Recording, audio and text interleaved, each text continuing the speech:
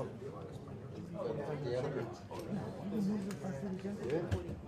scripts over 5 minutes to edit it. Right. The amount of times I have to do I'm like, learning from the master here.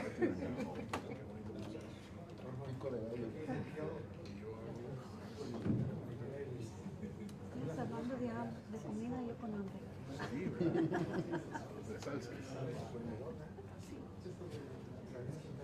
it's almost like you're like, Yo no tengo.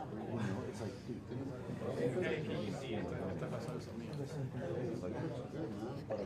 just don't care. Like the shows their shows are, I get it. Oh, yeah. Every kid is special. Yeah. And they feel that way. And that's fine. But it's also like, I mean, if I do this, this is going to affect you. So, well, I don't care. Now I know you don't care. It'll affect you. yeah, So, but yeah, call this boss securities with and the discuss data it. to get Yeah. And I've had them do it. And I remember somebody, they were just like, they were like, "All right, cool." let them wrestle it out. Yeah, let them fight. I don't know when that battle. Right. But you know that you'll be protected. Well, no, I'm not protected, but it's one of those things. What are you gonna do? If I miss my like, hey, I did the stream stuff. Yeah. You didn't stream, you'd be like, oh, well, they'll say, oh, that's what you tell them. Right. I did. So Yeah. I'm gonna tell you now so you can play. I'm That's playing. true. Tell them now so they can make a plan after. Yeah. Yeah. Figure it out. Figure it out. Or just have them pull sound bites from this thing for the previous. And I gotta make a script. Yeah. That's all. Nobody writes for me. I write for me. Yeah.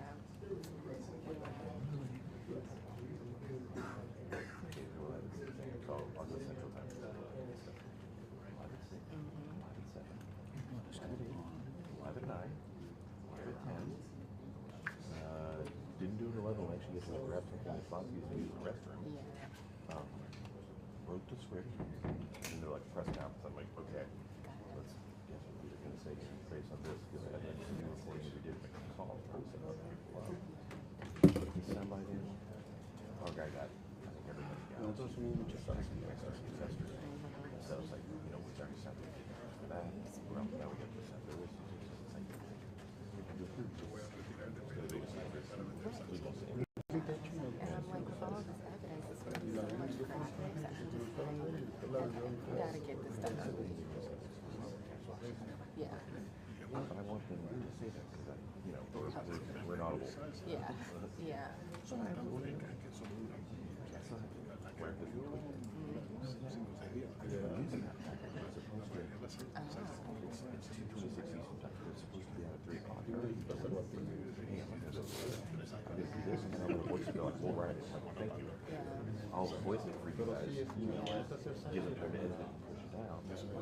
But it's like, it's not like You still gotta have time to do all of that. getting dressed in the morning. Right. My clothes on. Then have a cup of coffee. Like I can't do it all at one time. Yeah. And then when they keep calling, I'm always like, I told them before, me talking to slowing me down. I've got the order, let me get it done. Okay. No. That's a good one. Well, yeah. If they call me up, Yeah. Yeah.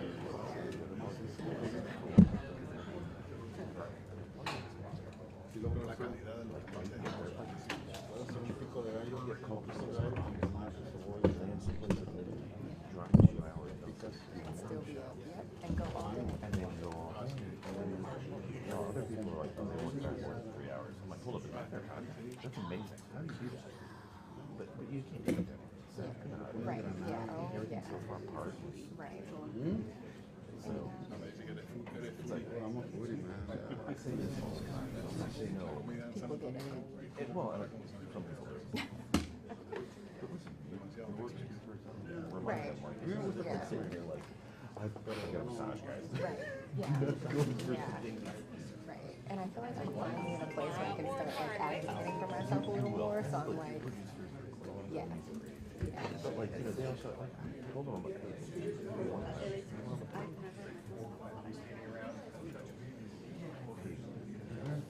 where were you? Okay. Hey, why not?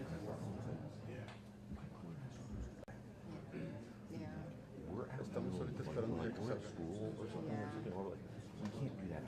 They literally have to give me letters. And oh, They don't even think about that. Yeah.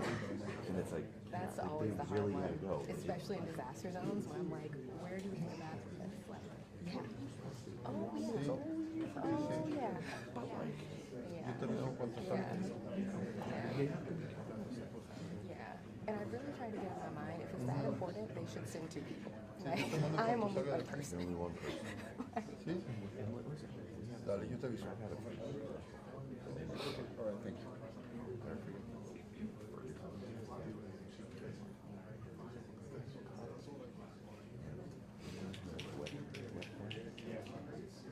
What's that for? Yep. What? You have to do that? I'm like, yeah. What do I have to do if I do? I'm like, that's a you question. That's not a me question. You gotta ask yourself that. Oh my. I'm like, Yeah, welcome to. this ain't no hobby. Yeah. Like, this is a job. Like, Seriously. you gotta figure it out. Because no, you're not gonna do it for me. Yeah, so I mean. That's why I'm finally feeling confident in it being like, okay, y'all, like, yeah.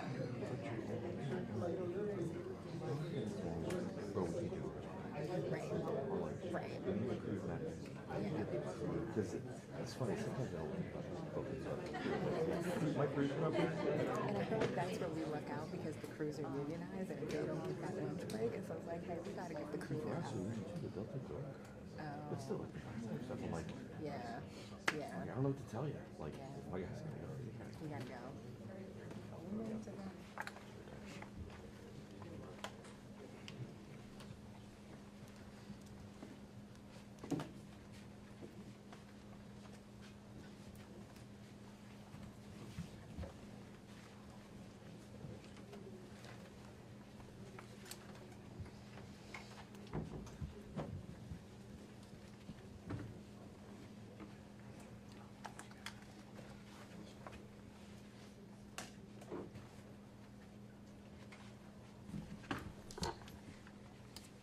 Good afternoon. I'm Catherine Miller. I'm the acting PAO for the U.S. Attorney's Office for the Northern District of Texas, and we welcome you here this afternoon.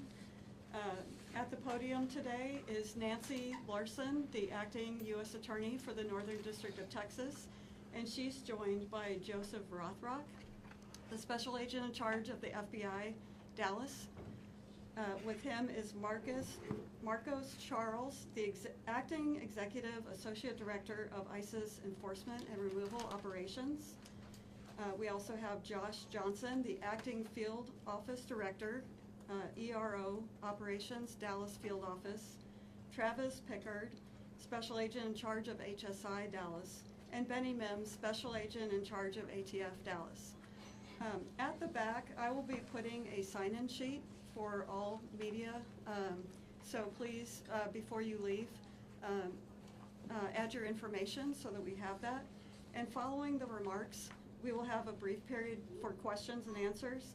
Please remember to identify yourself and your media affiliation when you ask a question. And with that, I'll turn it over to Acting U.S. Attorney Nancy Larson. Good afternoon, everyone. Thank you for being here today.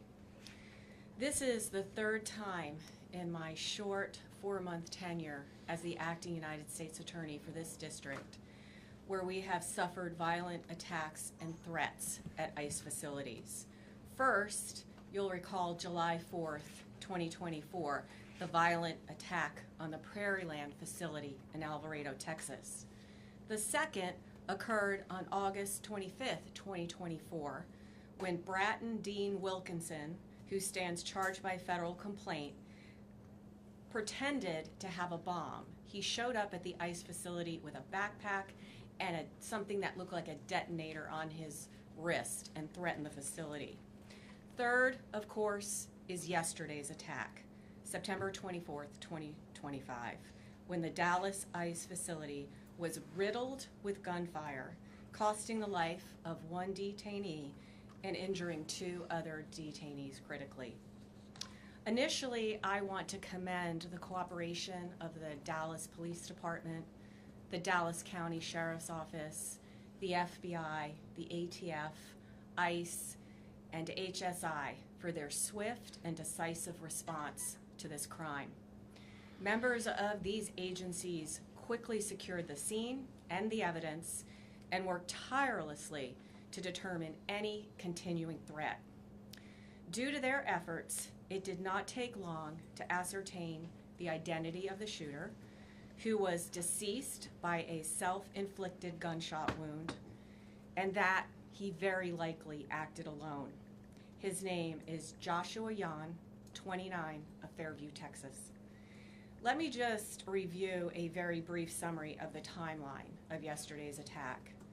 We believe at some point around 3 o'clock in the morning that the suspect was seen driving on footage with a large ladder on his car. And we believe that that is what he used to position himself on top of the building. The shooting itself started at approximately 6:30 a.m. After the shooting started, Dallas Police Department arrived en masse, secured the scene. Law enforcement officers found the sniper dead. They found bullets on the rooftop, one of which was labeled with the words anti-ICE. That morning, gunshots sprayed the length of the building, the windows, and law enforcement vans that were in the Sallyport area. Detainees were struck by these bullets. One was killed, 2 were wounded, and both of them are undergoing treatment. Shortly thereafter, the FBI began its meticulous work at the crime scene. At the same time, we obtained and executed multiple search warrants yesterday for devices and locations associated with the sniper. FBI agents executed a search warrant at the sniper's residence yesterday, and there found a collection of notes. First, I want to point out that one of these notes or papers, the sniper explicitly states, "Yes, it was just me." That statement appears to be correct at this point in the investigation. Notably, these loose notes included a game plan of the attack and target areas at the facility. He called the ICE employees people showing up to collect a dirty paycheck. He wrote that he intended to maximize lethality against ICE personnel and to maximize property damage at the facility. He hoped to minimize any collateral damage or injury to the detainees and any other innocent people. It seems that he did not intend to kill the detainees or harm them. It's clear from these notes that he was targeting ICE agents and ICE personnel. The tragic irony for his evil plot here is that it was a detainee who was killed and 2 other detainees that were injured when he fired into the Sallyport. He also hoped his actions would give ICE agents real terror of being gunned down, and he did this to induce constant stress in their lives. He hoped his actions would terrorize ICE employees and interfere with their work, which he called human trafficking. And this, what he did, is the very definition of terrorism. Again, his notes reveal, yes, it was just me and my brain. And he said, good luck with the digital footprint. And of course, we take this to mean that he deleted evidence from his devices. His words were definitively anti-ICE. That said, we did not find evidence of membership in any specific group or entity, nor did he mention any specific government agency other than ICE.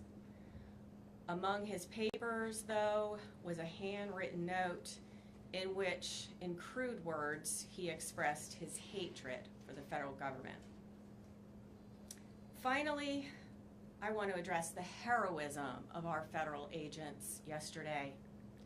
While under fire, ICE agents and ATF agents who were also present in the facility's Sallyport area worked together to remove detainees from the vans and get them to safety while the bullets were flying. These agents were heroic, clearly willing to lay down their lives to save the lives of the detainees in their custody. And that's an extremely important point to make at this point in time. I want to express my deepest appreciation for the bravery of these law enforcement officers yesterday and every single day that they go out there to keep us safe. I'll now turn it over to FBI Special Agent in charge of the Dallas Field Office, Joe Rothrock. Thank you.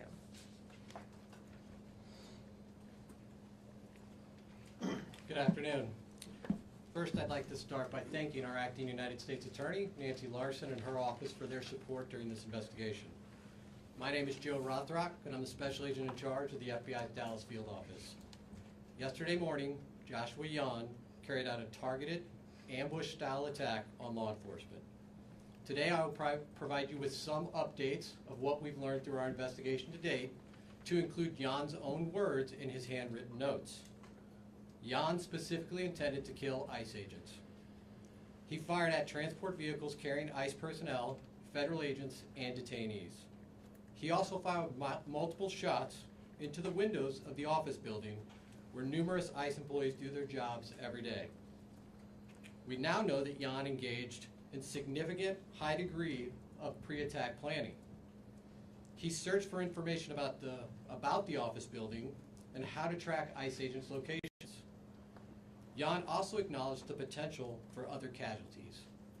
He knew with a high likelihood ICE detainees would be transported that morning in the exact location where he was facing from his perch on a nearby rooftop. Jahn's attack did in fact result in the tragic death of one detainee and the injury to 2 other detainees. We have been able to confirm that Jahn legally obtained an 8mm bolt-action rifle he used in the shooting in August of this year. Based on our investigation to date, we believe Jahn acted alone, but I'll stress our investigation continues. This attack yet again underscores the dangers that law enforcement face daily. We continue to see an increased threats against law enforcement. This is the second attack in recent months on ICE facilities here in North Texas. I do want to take this opportunity to thank our law enforcement partners, some of whom are here with us today. When Jahn began firing, agents from both ICE and the ATF put themselves in the line of fire to move individuals off the transportation vehicles in an attempt to protect and rescue those that were injured. I want to thank them for their bravery. The Dallas Police Department and the Dallas County Sheriff's Office also quickly responded to the scene without any hesitation and ran towards danger. Ultimately, they located the shooter, who was deceased by an apparent self-inflicted gunshot wound. I want to thank them for their prompt response and dedication to protecting and serving their communities. I also want to thank our partners that have assisted in this investigation. The Fairview Police Department, as well as our partners in Oklahoma, to include Bryant County Sheriff's Department, Durant Police Department, and Choctaw Nation Light Horse Police, as well as our personnel from San Antonio and Oklahoma City within the FBI that assisted. The FBI has dedicated its entire breadth of resources to ensure this investigation is completed thoroughly. The FBI stands with our law enforcement partners, and today we express that the attacks against law enforcement officers will not be tolerated. While we believe Jahn acted alone, we are still asking that anyone with information about Jahn or his activities report that to the FBI at 1-800-CALL-FBI or at www.fbi.gov/Dallas ERO shooting. And with that, I will turn it over to Director Charles. Good afternoon. My name is Marcos Charles. I am the ICE Executive Associate Director for Enforcement and Removal Operations. The attack on ICE's Dallas field office yesterday was tragic. And while our hearts and prayers are with the family of the detainees who were shot, the evidence is clear that this was intended as an assault on ICE personnel who come to work every day to do their job. Violent rhetoric has led to over 1,000% increase in assaults on ICE officers, and it has to stop. In contrast to those who would demonize our men and women, yesterday our brave officers ran back into danger, along with ATF, our partners, to save the detainees while shots were still being fired. Those ICE officers just showed the world who they really are. Law enforcement officers who want the best for our country. That's ICE. Integrity, courage, excellence. They were willing to put their lives on the line to pull detainees out of the transport van to get them to safety. They are heroes, and I hope the media has the integrity to shine a light on this story. Enough is enough with the harmful lies and violent rhetoric. It has to stop.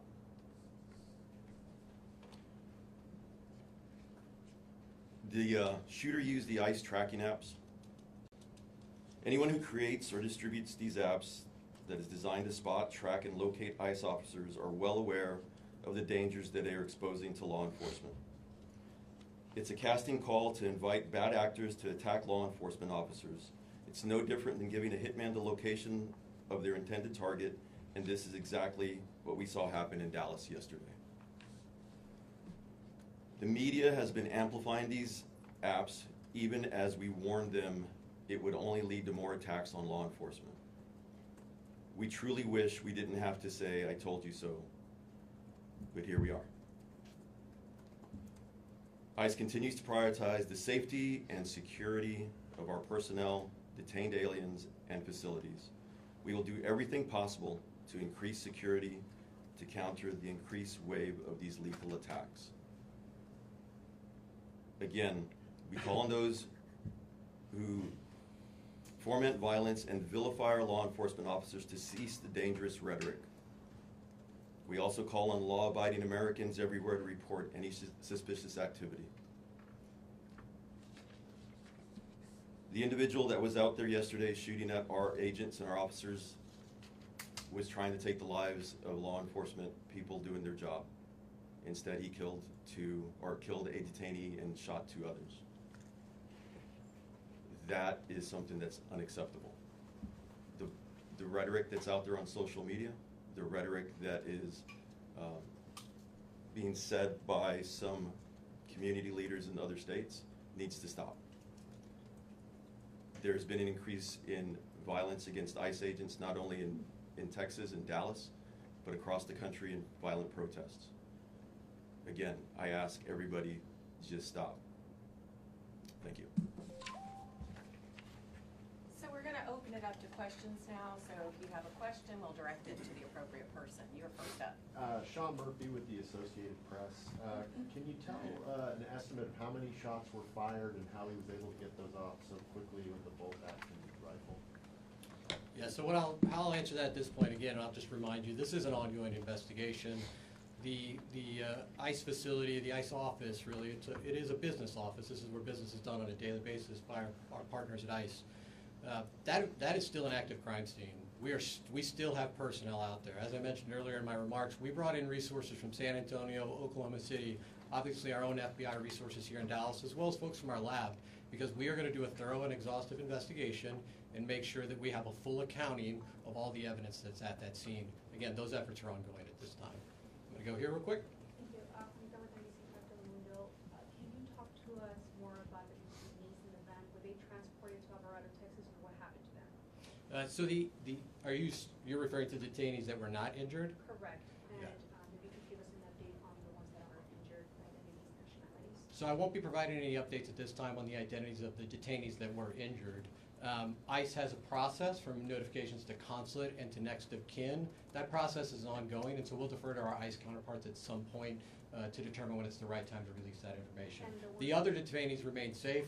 They are victims as well of this violent crime, and they are people that we are actively interviewing as part of our investigation. Right here in front. Hey, Matt Cowbell, Sworn News.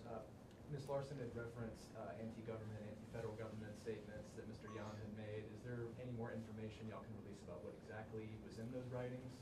The clearest motivation for this attack are his own words. In his handwritten notes, he says, "I want to cause terror." He doesn't want to just impact the ICE agents and the law enforcement agents that were carrying out that mission yesterday. He wants to impact ICE agents and law enforcement across the country. Again, his words, cause terror for those employees across the country. Over here. Shannon Miller with NBC DFW. Any indication how long the suspect had been planning this attack? Well, this is, again, as I referenced in my remarks, this is significant pre-planning months in advance. We know that he obtained the firearm in August. We also know that he was looking at a number of DHS facilities and he had downloaded that information. He was looking at the apps, as my counterpart mentioned, to see where ICE agents would be. So this was not something that just occurred yesterday. It came to a conclusion yesterday, but this is something months in the making. Priscilla Thompson with NBC Network News. From what we have heard, this person was not particularly political. Was there anything that you all have found in terms of an inciting incident that led him to commit this attack? Unfortunately, the challenge with these mass casualty incidents is people can be motivated to violence by any number of grievances. In this case, the clearest indication of motivation are his own words. He wanted to cause terror. He wanted to harm ICE personnel. Hilda Duarte, Echo Latino Radio. The deceased shooter, did he have a relation with somebody who had been detained by ICE or mistreated by ICE for him to act this way? Again, the clearest motivations at this point are the harm he wanted to cause to ICE. We're not aware of any specific relationships he had with anybody in detention. But again, our investigation's ongoing. We're going to unturn every stone here, and so that continues. So. Hi, Omar Villafranca with CBS News. Secretary Noem has asked for increased security at ICE facilities across the country. Can you say what is going to be done to harden these facilities to protect agents and detainees? So I cannot say what will be done by our partners at DHS to harden their facilities. What I can say, and I can draw upon just our recent experiences here in North Texas, is we've seen attacks now, 2 ambush-style attacks, where law enforcement was the target of individuals who did significant pre-planning and coordination to set up law enforcement, again, in an ambush-style attack. But anything that they physically are going to do for these facilities since they're still operating to protect them? There's still no barrier up or anything like that at this facility. I would need to refer to my partners providing that. Yeah, so currently, we're looking at hardening some of our facilities. Also, I don't want to give away any operational security as to how we're going to be doing that. But there are plans? There are plans to harden some of our facilities. Robbie Owens, CBS News, Texas. Were the Jahn family immigrants?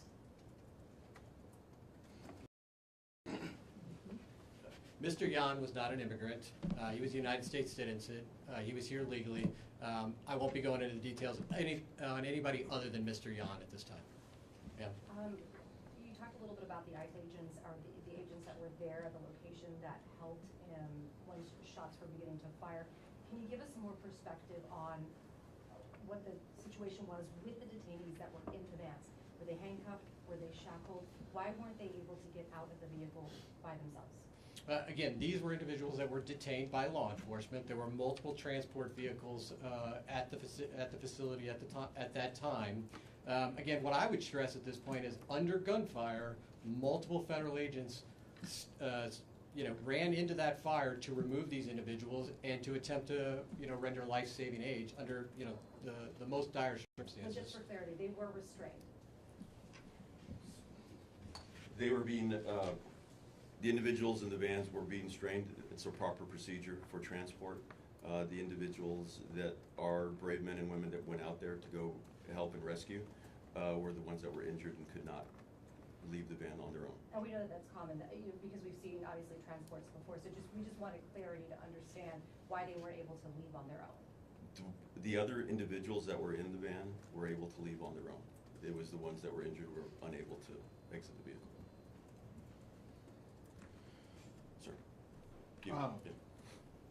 Have you guys gotten any cooperation from the suspect's family and this idea that the anti-government, federal government attitudes, have any family members expressed any signs that we knew that this was happening, or was this just all kept to himself?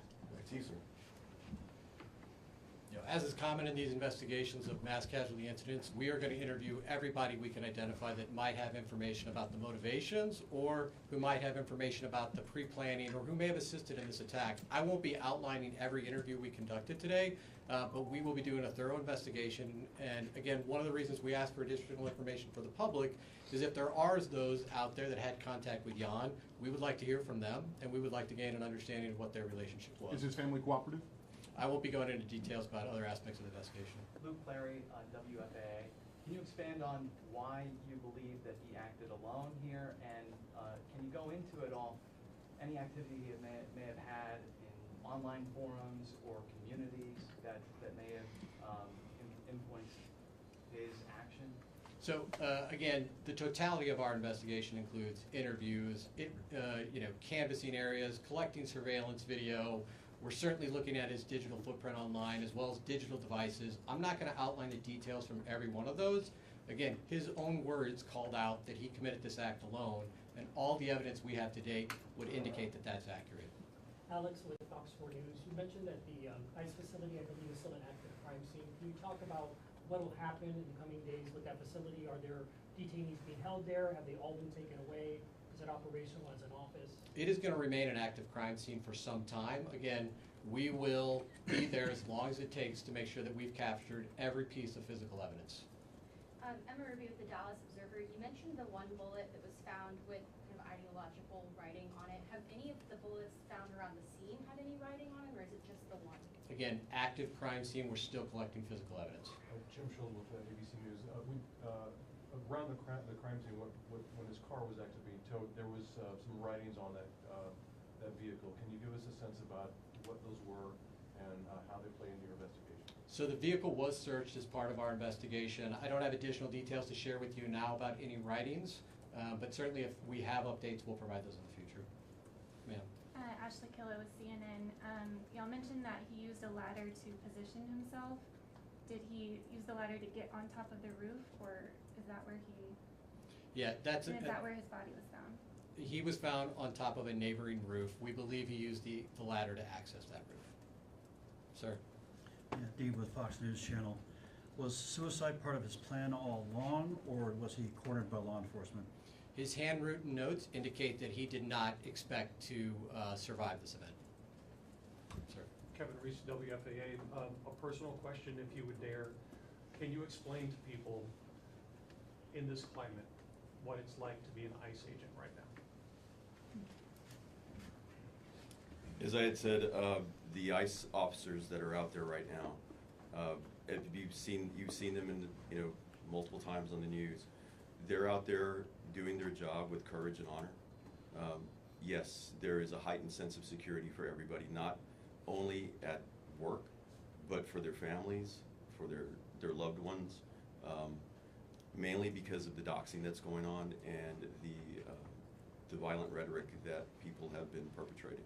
Mr. Charles, while you're up there, can I just follow up to that question and ask, of the agents that did respond on that day for yesterday morning, can you tell us what they were wearing at the time? Because I know sometimes ICE agents do and don't have bulletproof gear on. Can you give us an idea of how they responded, what they had on them at the time?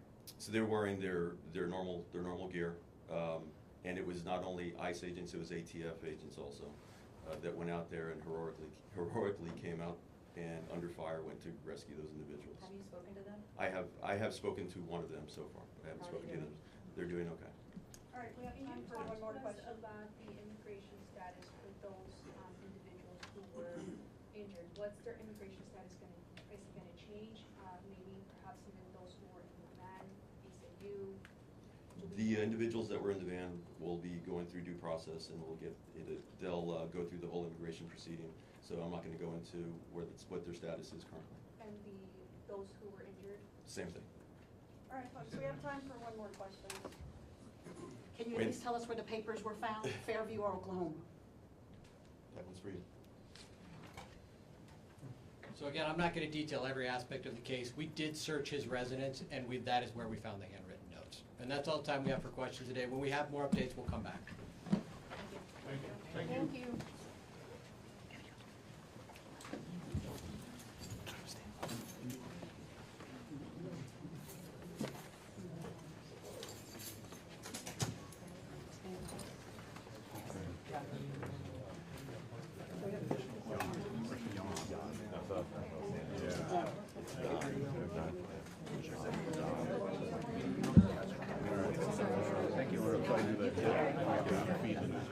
I'm just gonna remind you, I should have put this up before we started, but please sign